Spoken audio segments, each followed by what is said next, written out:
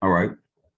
So we left off on the SN1 reaction. We talked about the rate law. We talked about the transition state, the mechanism, and how to sometimes read through problems that aren't straightforward. That's the kind of problem like we did here with number 5, where the question wasn't really straightforward, but you had to infer from the given information what it was talking about. So that's really important. And when you see this on an exam, you saw some of it this weekend because I put some substitution on that test. But when you see something like this, it's important to understand how to employ that ICE method, right? So you look at the substrate, leaving group, look at the products if you have them, the solvent, and the conditions. And based on that, you can make a determination as to whether or not a substitution happened through SN2 or SN1. So let's keep going with this. I said we were going to work through a couple of these problems. So we work through 7.41. Let's work through 7.42, 44. And then I want to work through some of these substitutions over here. And then we'll do that. We'll do ranking nucleophiles. And then we're going to switch gears to elimination. So let's go back to 743. Can somebody read that question and attempt that first part A? But before you attempt it, read the question, question A, and then look at the reaction. Tell me if it's SN2 or SN1. That's how we'll answer A and B.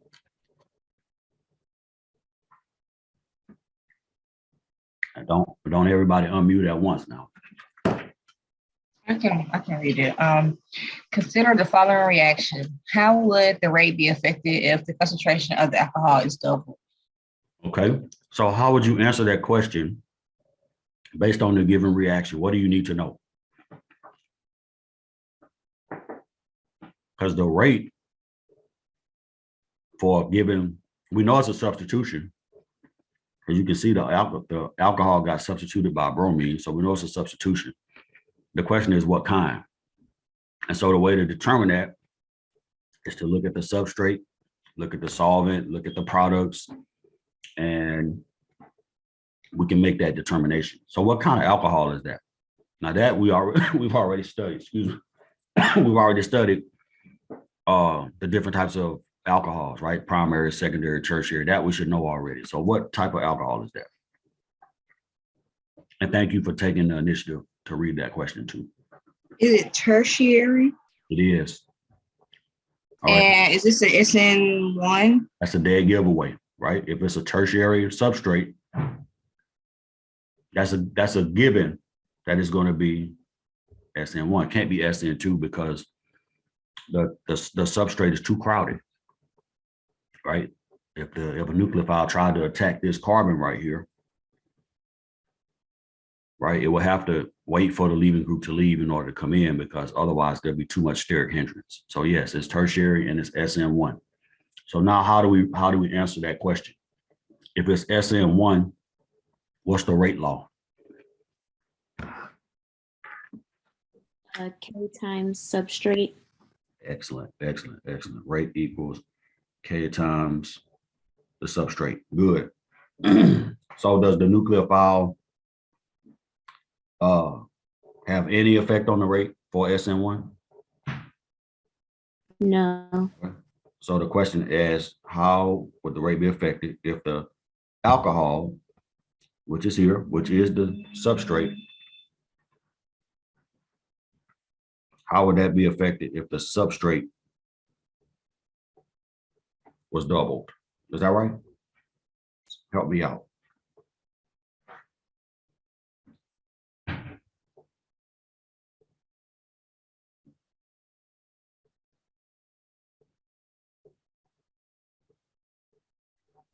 Anybody? I don't know if it really would be affected. It would not, because, well, no. Say that, let's back up. The substrate is the alcohol. So if we change anything dealing with the substrate, shouldn't that change the rate if that's what the rate is based on? K times the concentration of the substrate?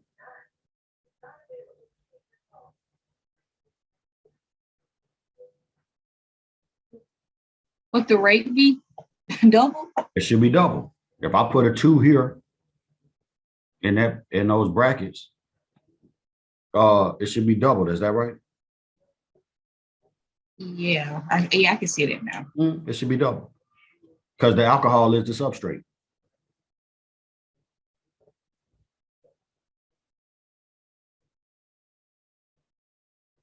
So we can say rate is K times the concentration of the alcohol. Are y'all following that? Does that make sense? Yeah, Okay. I need to brush up on this, but yeah. Yeah.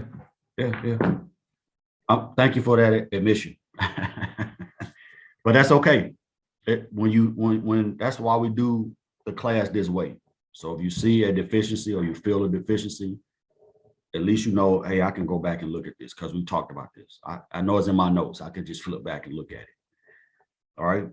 What about B?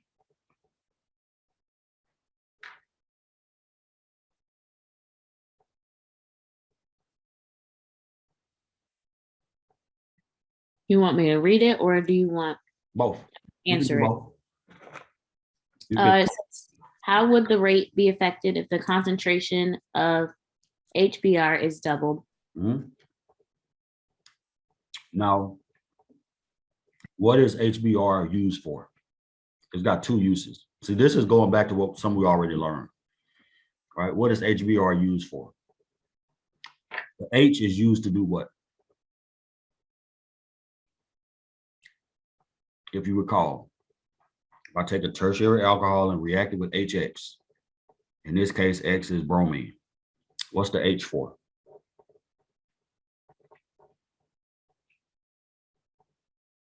Is that like the hydroboration thing? This is H plus. That's how we can think about this, and Br minus. What's the goal when you're doing a alcohol convert? This is conversion of alcohol to alcohol halide. What's the goal when we convert an alcohol to an alcohol halide? What's the first step always involved?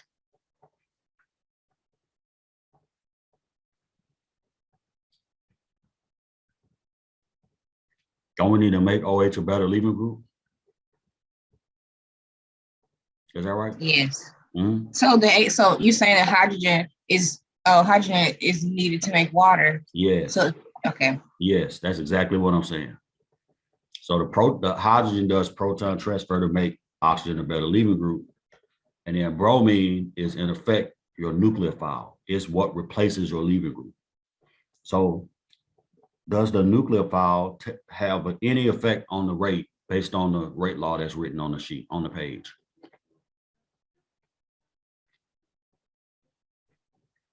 No. No, it doesn't.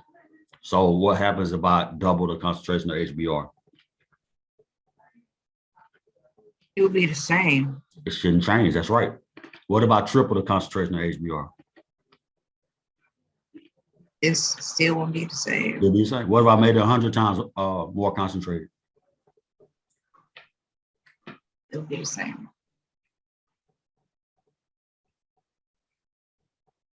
All right, there's no change. Are y'all following that? All these rate questions are based on the rate law. But in order to know what the rate law is, you got to know what mechanism is happening. If it's SN2 or SN1. All right. We can skip 44. You can do this one because all of these solvents are on your sheet. Right. But any alcohol, water, anything like that, all of those are protic. And then DMF, DMSO, ammonia, all those are aprotic. Let me change colors.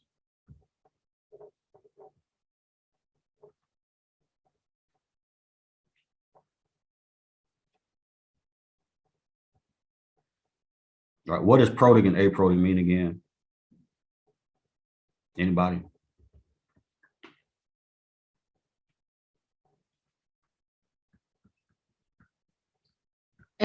Not incapable of, you can't donate a proton. Aprotic. Right. That's exactly right. So we're good. And then if it's protic, that means it can donate a proton. Okay, let me jog your memory. Why is it important, or what's the significance of solvents being protic and aprotic as it relates to substitution reactions? What do those solvents do? Like what, if it's SN2, why does the solvent need to be aprotic? The protons trap the nucleophile, which lower the energy and reactivity. Yes, that's correct. What's the significance of the SN1 mechanism being facilitated by protic solvents? It stabilizes the leaving group. Stabilize leaving group. Good. All right, let's do, I'm gonna cut this out, put on. Can you repeat what she said about SN2? SN2? Yeah. Yeah, so the protic solvents, they trap the nucleophile and they slow the reaction down because they lower the nucleophile's energy.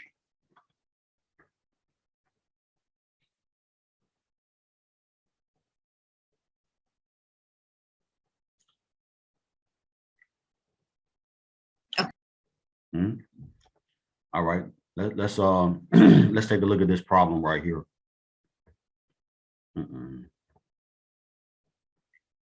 And all it's asking us to do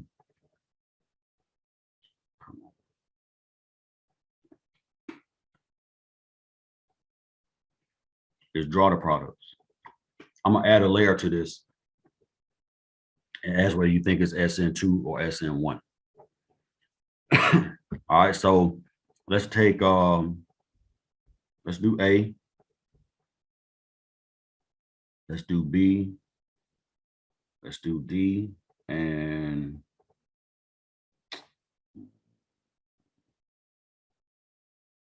C. Let's do that. So for A, all right, this is the, you put some electrons in here. This is the acetate. And you can also write this like O as OAC minus. All right, but what is the product of that reaction? What's the product look like? We're not worried about the mechanism. Well, I'm gonna ask about it, but first let's get the product out of the way. Is this the SOCl2? No, it's not. It's not. It Okay. looks similar to it, but it's not the same thing.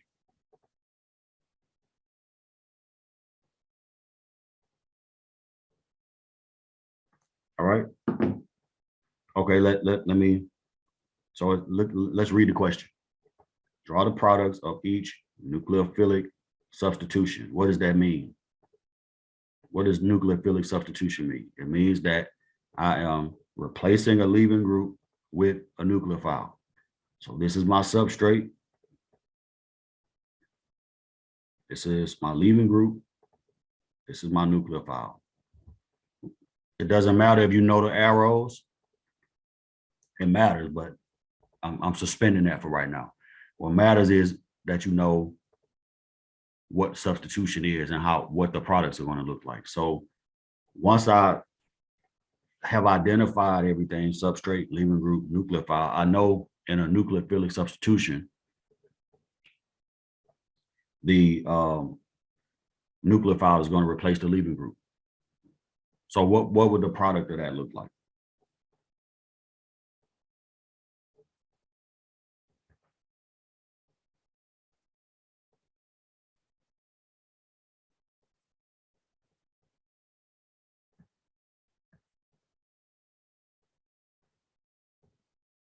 You would just replace the chlorine with acetate. Yes. What part of it? You're right. The oxygen on the left. Yes, good.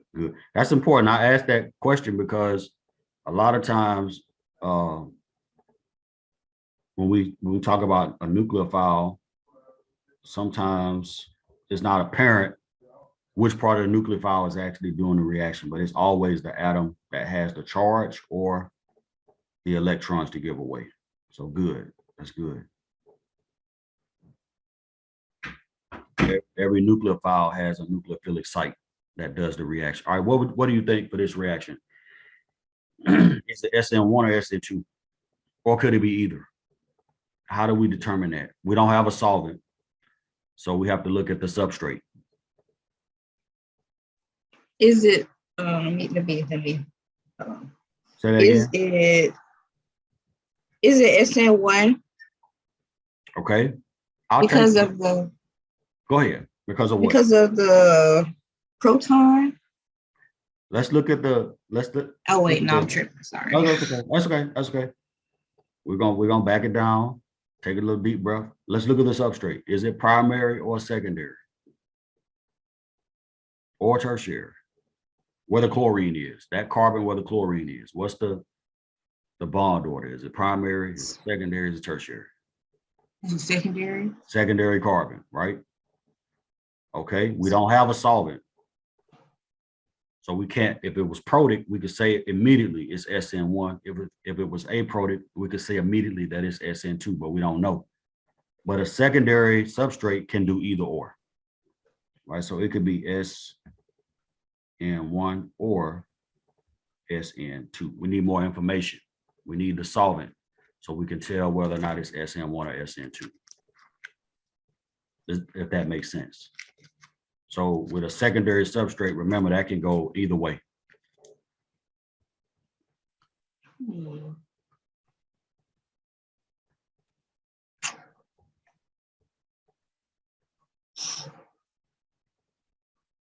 There's some other substrates that can do either one too. So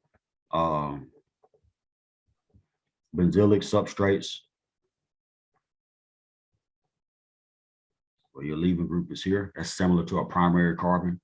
And then allylic, where your leaving group is here, that can also do either SN1 or SN2, depending on the conditions. Did you say the substrate is acetate? No, the acetate is nucleophile. Nucleophile. Oh, yeah, okay, I see it. Sorry. The substrate is the alkyl halide.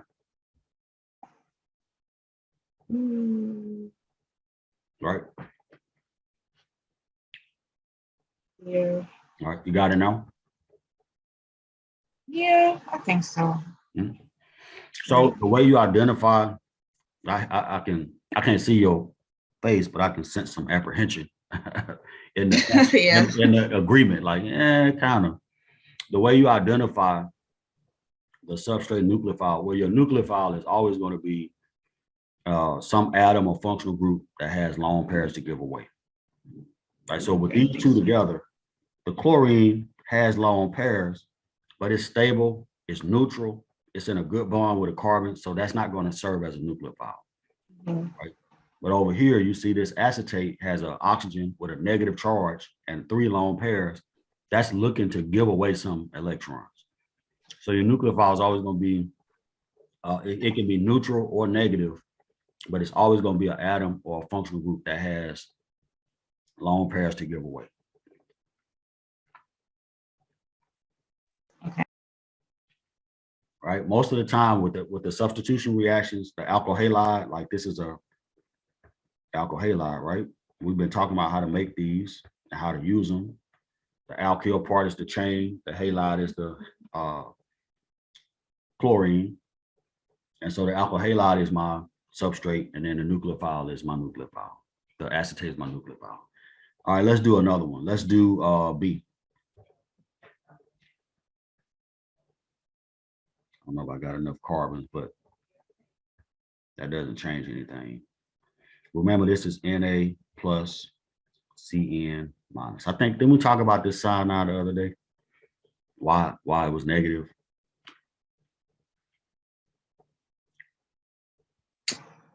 I don't remember that, so I'm not sure. Yeah, somebody asked about it, and I remember explaining why the carbon was negative, because of why it had a formal charge of -1.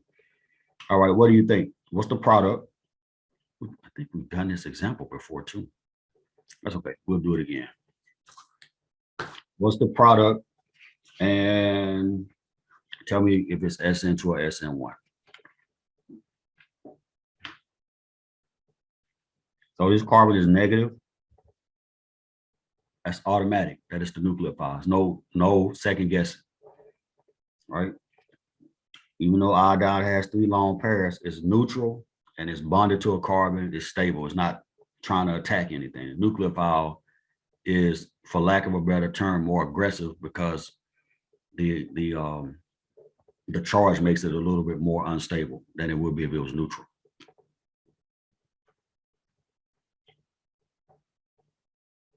So I actually have a question about this product. Okay. Would the sodium actually go with it? Since I know we were saying that sodium doesn't always, or am I mistaken?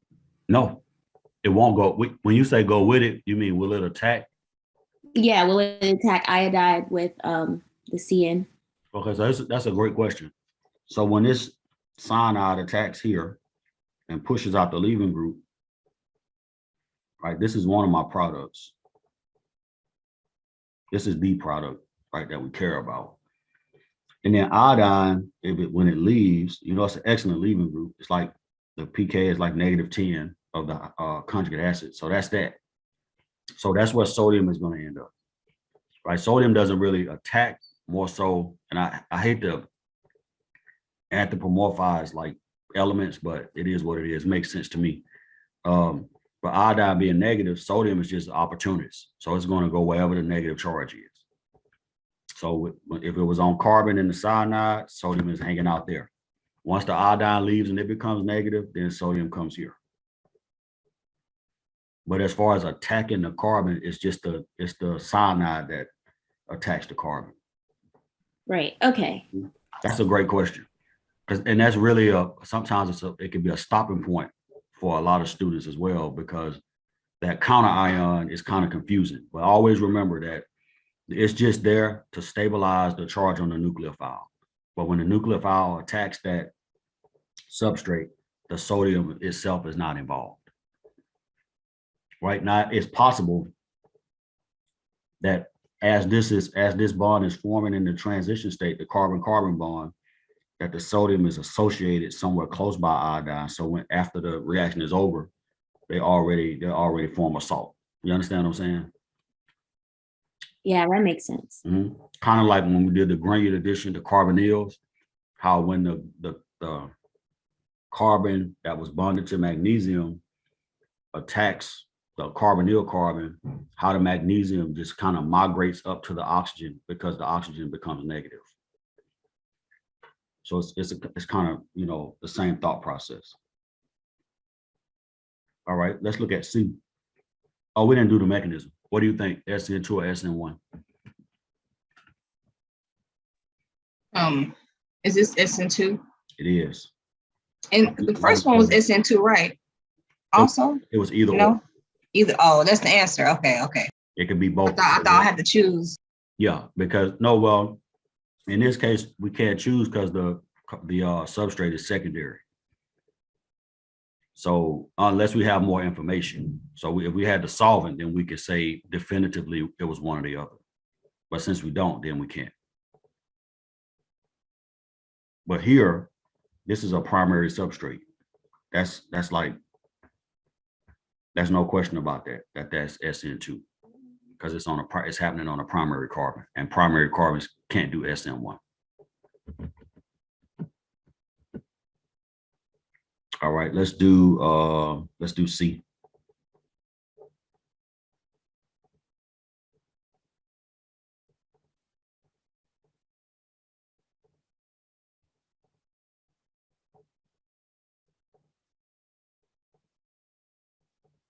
Ooh, you know what? I want to change this. I'm not gonna change it. I'll write a different example out. I'm about to say that one. I don't know how to do that one. Say that again. I was about to say I don't know how to do that one. Don't mess with it. We got it. We're gonna get it. What is the where's my nucleophile? Water? Is it water? Yes. All right. What is the outcome of that? This is a great question. So this is water is my nucleophile in this case. So it's, remember, if you remember from part one, nucleophiles can be neutral or negative. But water is an excellent nucleophile. Excellent nucleophile. And then your alkyl halide is the substrate. All right, so if I take that and react it with water, what should I get? If water is the nucleophile, and this is nucleophilic substitution, and the nucleophile replaces the leaving group, what should I get? Would you get OH where the I is? Okay. So you're saying right here? I agree with that. Yes. I agree with that. Plus what? Plus HI? Is it HI? I don't think so. Do they couple? Yeah, okay. Yeah, they do. In a major way. All right. That was probably an intermediate step where you had this.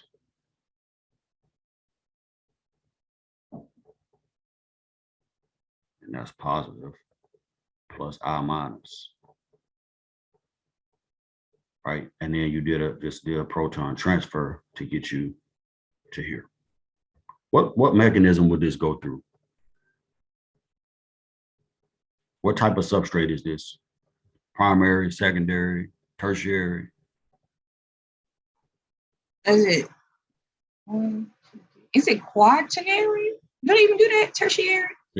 It would be considered quaternary if the iodine was a carbon. Okay. But this is my reactive site, and I have 1, 2, 3 carbons attached to it. So it's a tertiary substrate. Tertiary. It will be. You could call it quaternary, but quaternary substrates don't react, right? Because if a carbon is quaternary, it's got carbons all around it, and carbon is not a good leaving group. That makes sense. So if it's tertiary, what do you think? SN2, SN1? This is right at this point. This should be boom, like immediate. 1. Is that SN? I heard it. SN. She said 1. SN1. I heard the number 1. It's a SN1. It has to be. Tertiary substrates do not do SN2 substitution. I gotta add this in though, because I wanna test you, see how you think it. Who was that? I don't know who it was at the beginning that said they didn't know how to do it, because I can't see the participant list. If you don't mind. Danielle. Okay. Do you see it now? Yes, it makes sense. All right. Let's do this. I'm gonna make up one. We're gonna skip this one, because what would this be for D? Is it SN1 also?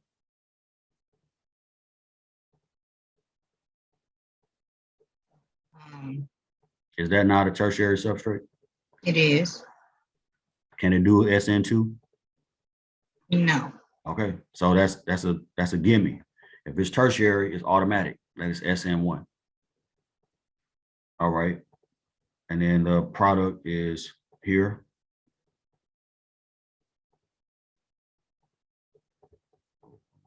Hold up.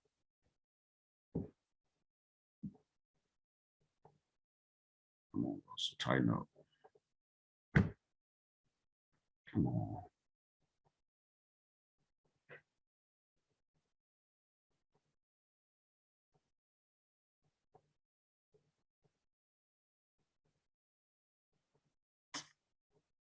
Oh, let's see, yeah. So CH2, CH3 plus HCl. And this one, like the one we just looked at, will probably have an intermediate like this too, where you have the alcohol bonded, and then the chlorine comes in and does a proton transfer.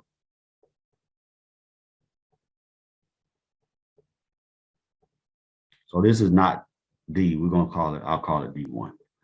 right? What if we did that same reaction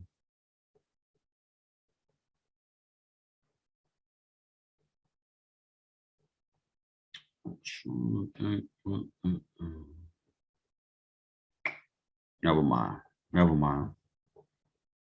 I was trying to sneak in a rearrangement, but I don't think I can.